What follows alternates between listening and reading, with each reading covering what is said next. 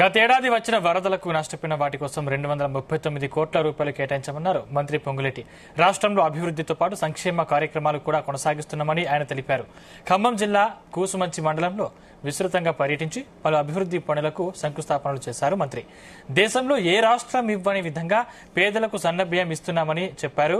గత 10 రోజులుగా ఒక్క రేషన్ కార్డు ఇవ్వలేదని, ఇందిరమ్మ ప్రభుత్వంలో 7 లక్షల రేషన్ కార్డులు ఇచ్చామన్నారు పొంగులేటి. వరదకి దెబ్బతిన్న కాలువలు కానీ, వరదకి దెబ్బతిన్న రోడ్లు కానీ, గతంలో ఏయంగా మిగిలిన రోడ్లు కానీ, అంతర్గత సిమెంట్ రోడ్లు కానీ, వాటితో పాటు పశు వైద్యశాల కానీ, మంచినీటికి సంబంధించిన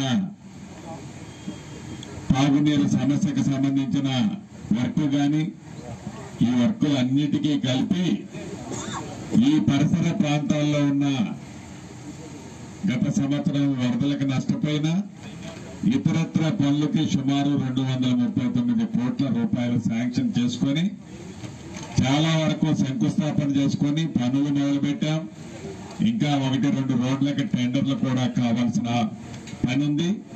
ఈ వర్షాకాలం లోపే ఇందాక గౌరవ కలెక్టర్ గారు చెప్పినట్లు ఈ వర్షాకాలం పూర్తయ్యే లోపలే ఆ టెండర్లు కూడా పూర్తి చేసుకుని మళ్లీ వర్కింగ్ సీజన్ స్టార్ట్ అయ్యే లోపుకి అన్ని పనుల్ని మొదలుపెట్టే కార్యక్రమం మన ప్రభుత్వంలో చేపట్టుకోబోతున్నాం.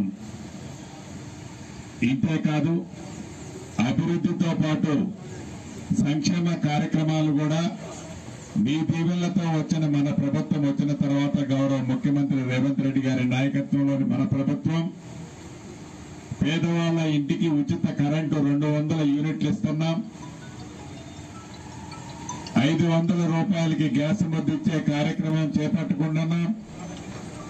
ఆడబిడ్డలు ఆర్టీసీ బస్సులో ఎంత దూరము ప్రయాణం చేసినా ఉచిత